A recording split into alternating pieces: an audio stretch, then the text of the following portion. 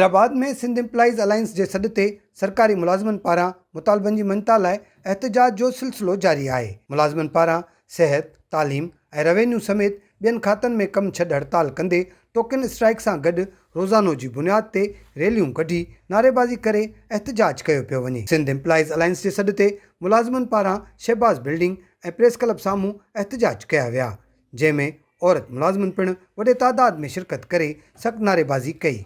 सरकारी एम्प्लॉय गुज़िश्ता हिकु महीने खां एहतजाज ते आहियूं। गुज़िश्ता हिकु महीने खां इस्पतालूं बंदि आहिनि, मरीज़ ॿाहिरि आहिनि, स्कूल बंदि आहिनि।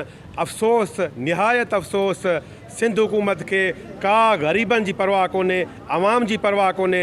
ही सिंध हुकूमत जेको ज़ुल्म कयो आहे, 5 नोटिफिकेशन कढिया आहिनि, जेको पेंशन ते धाड़ो हयो वियो आहे, जेको असांजो हक़ हूंदो आहे, जेका असांजी लठ हूंदी आहे, जेको असांजो बुढ़ापे जो जेको सहारो हूंदो आहे, हुन खां पोइ डिस्पेरिटी अलाउंस आहे, जेको 4 सूबा ॾेई रहिया आहिनि, फीडर ॾेई रहियो आहे। पर सूबाई सिंध हुकूमत त हमेशह फीडरल खां हुकूमत खां मुतालबो कयो आहे सदाईं 50% पगारूं वधायो, पर जॾहिं उन्हनि वधायूं आहिनि, उन्हनि अलाउंस ॾिना आहिनि, सिंध हुकूमत खे अफ़सोस सां असां चऊं था त ही मुलाज़िम एहतजाज मंझि आहिनि, लखे मुलाज़िम एहतजाज में आहिनि। सिंध हुकूमत निंड पई आहे, सिंध हुकूमत आराम में आहे। सिंध हुकूमत जो चेयरमैन आहे पाकिस्तान पीपल्स पार्टी जो, उहो बयानु ॾेई रहियो आहे त इन्हनि जा मुतालबा ॿुधा वञनि, पर सिंध जो वज़ीर आला चए थो सभु बहितरु आहे, सभु ठीकु आहे। सम्झ में ॻाल्हि कोन थी अचे, वाॻूं कंहिंजे हथ में आहिनि, केरु सिस्टम हलाए रहियो आहे। असांजी जेका इंश्योरेंस आहे,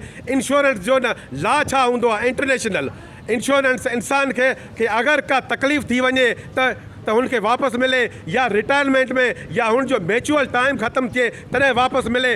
असांजी सिंध हुकूमत त असां एम्प्लॉइज़ जा इंश्योरेंस कटे त थी, पर जेकॾहिं असां 60 साल पूरा था कयूं त असांजा पैसा अरबे रुपया आहिनि जेका हज़म कयो वेठी आहे। किथां जो कानून आहे? माना मुलाज़िम मरी पए त पोइ हुनखे पंहिंजो हक़ मिलंदो, पर जेकॾहिं मुलाज़िम ज़िद आहे 60 साल नौकरी पूरी कयईं त हुनखे को बि हक़ न आहे मिलणो। कहिड़ो कानून आहे?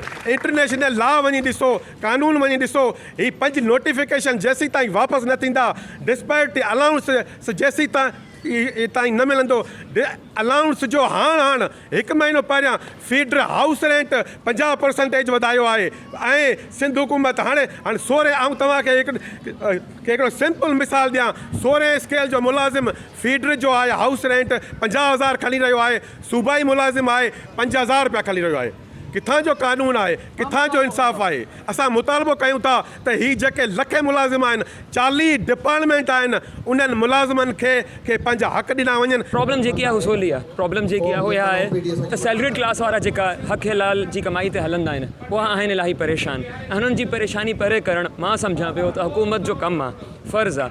ऐं हिते ई बसि पंहिंजो हक़ घुरनि पिया, हिन खां अलावा वधीक कुझु एसच आहे कोन। मां इहा रिक्वेस्ट थो कयां हुकूमत सां, मां हुकूमत खे रिक्वेस्ट थो कयां, महिरबानी करे असांजी ॻाल्हि ॿुधो। जेका सैलरीड क्लास वारा हूंदा आहिनि, these are basically the building blocks of the society. इहा कमकार जारी रखंदा त पोइ इंशाअल्लाह ताला असांजी सिंध अॻिते वधंदी। पर जेकॾहिं इहा ई टुटी पवंदा त पोइ तव्हां वॾा आहियो, तव्हांखे वधीक ख़बर आहे। बसि महिरबानी करे असांजे मुतालबात पूरा कयो। मुलाज़िमनि जो चवणु आहे त सिंध हुकूमत को बि सहकार नथी करे, सरकारी मुलाज़िमनि जो मुआशी क़तल आम कयो पियो वञे। जेके पेंशन रिफॉर्म्स कया विया आहिनि उहे जेको आहे ख़तमु कया वञनि ऐं DRA ॾिनो वञे, ऐं सिंध जे मुलाज़िमनि जी पघार जेको आहे उहो पंजाब ऐं वफ़ाक़ जे पघारुनि जे बराबरि कई वञे। छो जो सिंध उहो सूबो आहे जेको पाकिस्तान खे हलाए थो, जेको 75% रेवेन्यू पाकिस्तान खे ॾिए थो। इन जे करे सिंध जे माण्हुनि खे दीवार सां लॻाइणु बंदि कयो वञे ऐं असांजा मुतालबा फौरी तौर ते मञा वञनि त जी बाइकाट ख़तमु करे ऐं आवाम खे परेशानियुनि खां बचायो वञे।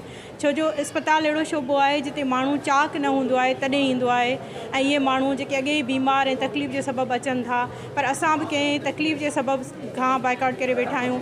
असां सरकारी मुलाज़िमनि जी, डॉक्टरनि जी, पैरामेडिक्स जी इहा तकलीफ़ दूरि कई वञे, असांजा मुतालबा फौरी तौर ते मञा वञनि। मसइलो आहे त पाकिस्तान जो जेको आइन आहे, उन जेको फ़ैसिला साज़ी कई आहे, जेका कानून साज़ी कई हुई, उन में त तमामु पाकिस्तानी मुलाज़िमनि जा हक़ बराबरि आहिनि।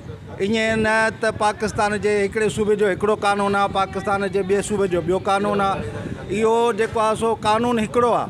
पर असांजा हुकुमरान जेके मुख़्तलिफ़ सूबनि जा हुकुमरान अलाए छो उन कानून साज़ीअ खे एक्सेप्ट नथा कनि, अलाए छो उन जी जेको आहे सो इनहराफ़ी था कनि, उन ते जेको आहे सो पंहिंजी रायनि खे हेॾे होॾे था कनि। असां चाहियूं था जेको ॿियनि पाकिस्तान जे सूबनि में कानून आहे उन मुताबिक़ असांखे ग्रुप इंश्योरेंस, डिस्पेरिटी अलाउंस ऐं जेके हिन में सर्विस हिन में असांजा पेंशन जा जेके इस्लाहात आहिनि ॿियनि सूबनि मुताबिक़ असांखे ॾिना वञनि। असां ॿियो कुझु बि कोन था घुरूं, असां नंढा माण्हू आहियूं, असां पंहिंजी महिनत करे ड्यूटियूं था कयूं।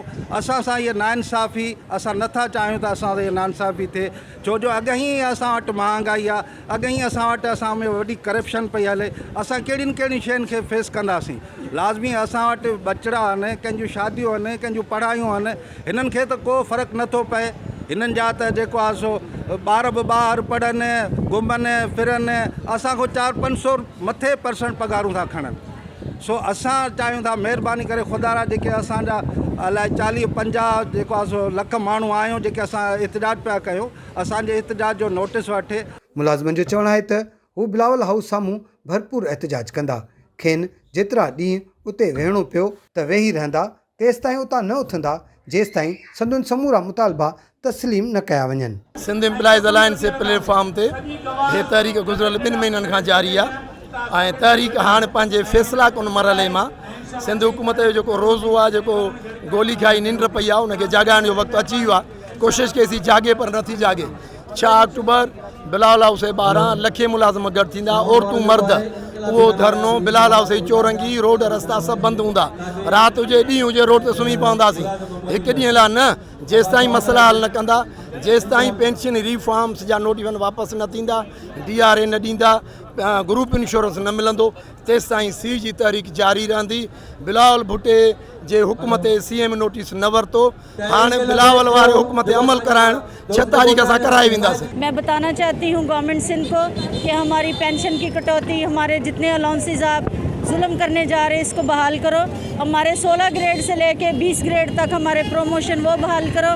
हमारे स्टूडेंट जो हाउस जॉब करते हैं दूसरे सूबों में, पंजाब में, खैबर पख्तूनख्वा में, उनको जो पेड दी जाती है वही जो हमारे बच्चों को दिया जाए, स्टेपन दिया जाए। और हमारे जितने मुतालबात अगर पूरे ना हुए तो हम 6 तारीख को बिलावल हाउस का घेराव करेंगे। सरकारी मुलाज़िमनि मुतालबो कयो त संदुनि मुतालबा तस्लीम करे खेनि मुआशी क़तलाम खां बचायो वञे।